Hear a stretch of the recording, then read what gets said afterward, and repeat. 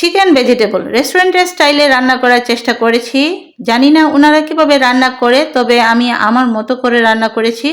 আসসালামু আলাইকুম, আমি আজকে আপনাদের সামনে তুলে ধরেছি চিকেন ভেজিটেবল রেসিপি। তাহলে চলুন দেখা যাক কি কি লাগে এই রেসিপি রান্না করার জন্য।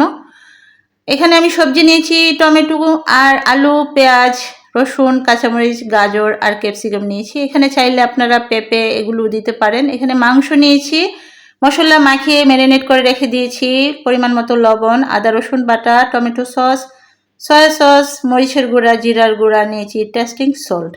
আমি তাহলে প্রথমে মাংসটা ভেজে নিব। মাংসটা ভাজার জন্য যে যে মশলা দিয়েছি সেগুলো হচ্ছে আদা রসুন বাটা, লবণ আর দিয়েছি অল্প একটু সয়া সস। মাংসটা এখানে অল্প ভেজে তারপরে বাকিটা আমি অন্য চুলায় বসিয়ে দিয়েছি। এখন আমি রান্না করার জন্য কড়াই নিয়েছি। এখানে কড়াইয়ের মধ্যে তেলের মধ্যে গরম মশলা ভেজে নিয়েছি প্রথমে, তাহলে গন্ধটা সুন্দর আসে। তারপরে পেঁয়াজ কুচি ভেজে নিয়েছি। পেঁয়াজটা আমি বেরেস্তা করেছি, কারণ বেরেস্তা করে রান্না করলেও কিন্তু স্বাদ বেড়ে যায়। তারপর এখানে আদা রসুন বাটাটাও ভেজে নিয়েছি। এখানে প্রথমেই আমি গাজরটা দিয়েছি, কারণ গাজরটা সময় লাগে অনেকটা সিদ্ধ হওয়ার জন্য। তারপরে আলু দিয়ে দিয়েছি। এখানে এগুলো সিদ্ধ হওয়ার জন্য একটু সময় দিতে হয়, এটার জন্যই।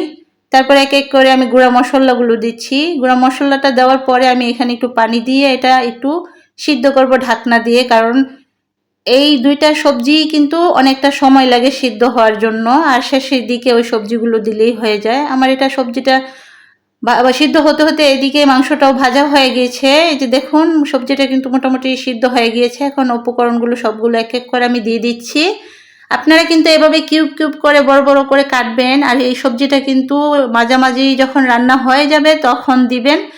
এটা একটু কাঁচা সিদ্ধ দুইটাই থাকে, কাঁচা কাঁচা ভাব থাকলে খেতে অনেক মজা হয়। এখানে দিয়েছি কর্নফ্লাওয়ার। এই কর্নফ্লাওয়ারটা কিন্তু অবশ্যই দিতে হবে, কারণ একটু ঝোল থাকবে, যে এই ঝোলটা আটালো ভাব করার জন্যই এই কর্নফ্লাওয়ারটা দেওয়া। আপনারা কিন্তু অবশ্যই দিবেন। এখন কিছুক্ষণ ঢাকনা দিয়ে রান্না করেছি, আর ঢাকনা দিব না, কারণ একবারই কিছুক্ষণ ঢাকনা দিয়ে রান্না করলে যে বাকি সবজিটা কাঁচা কাঁচা ভাবটা চলে যায়, অল্প একটু সিদ্ধ হয়ে যায়। এখন সয়া সস দিয়ে দিয়েছি। আমি যেভাবে স্টেপ বাই স্টেপ মশলাগুলো দিয়েছি, সসগুলা যা যা দিয়েছি আপনারা কিন্তু ঠিক এভাবেই দিবেন। এখন দিচ্ছি টমেটো সসটা। দেওয়ার পরে কিন্তু বেশিক্ষণ রান্না করতে হয় না, অল্প সময় রান্না করেই রেখে দিতে হয়। টমেটো সসের স্বাদ কিন্তু কমে যায় বেশি সময় দিয়ে জাল দিলে। এখন আমি টেস্টিং সল্ট দিয়ে দিয়েছি। আপনারা অবশ্যই ট্রাই করবেন এভাবে, এটা খেতে কিন্তু অনেক মজা, আর এটা পোলাও দিয়ে খেতে বেশি মজা। দেখুন আমার রান্নাটা কতটা লোভনীয় হয়েছে। আমার রান্না যদি আপনাদের ভালো লেগে থাকে তাহলে অবশ্যই লাইক কমেন্ট করবেন, সবার কাছে ছড়িয়ে দেওয়ার জন্য অবশ্যই শেয়ার করে দিবেন।